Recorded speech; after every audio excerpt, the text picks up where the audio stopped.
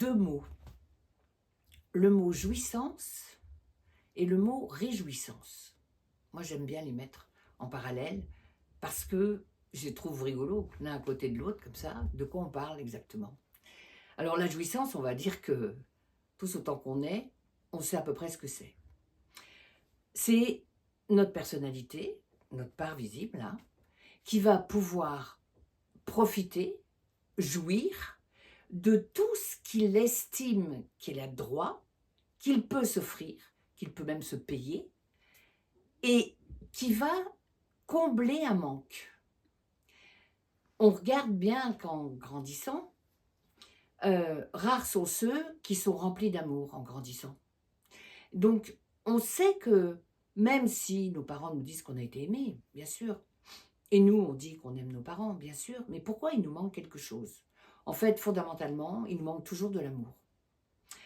Mais comme on ne sait pas ce que c'est vraiment, ben, on va faire des choses pour obtenir ce qui va, à la place de l'amour, faire plaisir. Et on va emmagasiner comme ça un certain nombre de plaisirs qui succèdent à un autre, parce qu'une jouissance, quand on a fini de jouir de quelque chose, on pense déjà comment on va jouir de la suivante de chose, à tous les étages. Puis, à force de jouir de tout, on s'aperçoit que c'est sans fin et qu'on n'est jamais satisfait, on est insatiable. Il y a toujours la recherche d'un plaisir après un autre.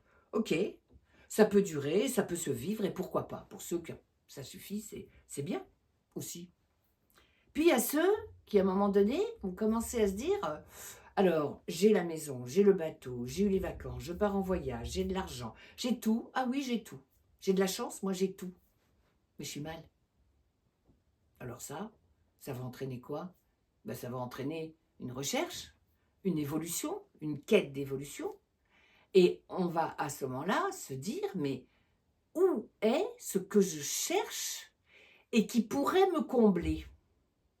Et c'est là qu'on va repartir sur quelque chose qu'on a tous connu, c'est qu'on est arrivé dans ce monde en incarnation parce qu'il y a une part non visible qui permet qu'une part visible existe.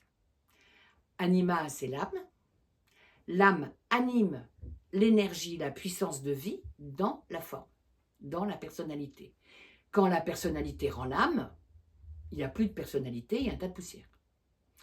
Mais si elle rend l'âme, c'est qu'elle l'avait. Est-ce qu'elle sert à quelque chose? Fort peu, ma foi, pendant tout un temps. Puis un jour, on se dit, mais oui, finalement, j'ai une âme. Et à quoi ça sert? Qu'est-ce que ça m'apporte? Et plus on va y penser, plus on va prendre conscience que âme et conscience, c'est la même chose. C'est-à-dire que la lumière de l'âme éclaire ce qu'on est en train de vivre et éclaire ce qu'on recherche.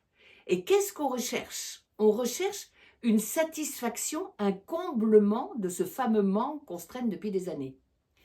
Et ce comblement, on a cru que c'était matériellement et par les jouissances successives qu'on le remplirait. En fait, on était un demi de nous et on a été chercher des compléments de demi. On fait ce qu'on peut, hein, avec ce qu'on sait à ce moment-là.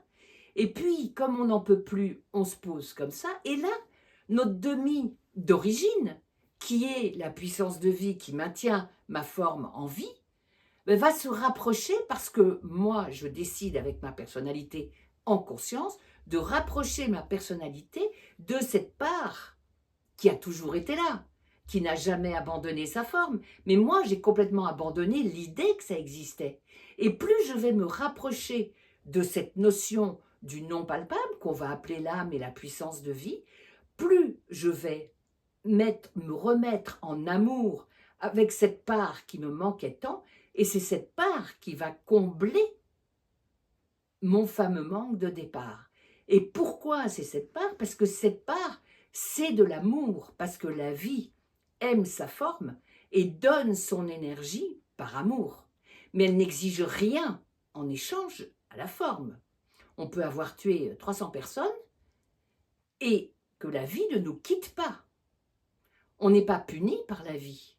On va être puni par les hommes, mais pas par la vie. La vie ne juge pas sa forme. Et la vie aime sa forme, sinon elle ne lui donnerait rien.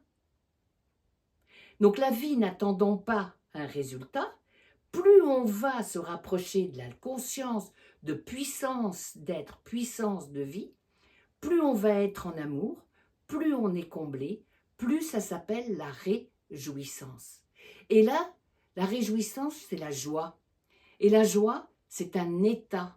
Ça ne s'achète pas, ça ne se fabrique pas, c'est un état. Et quoi qu'on ait à vivre, on peut vivre en joie ce qu'on a à vivre.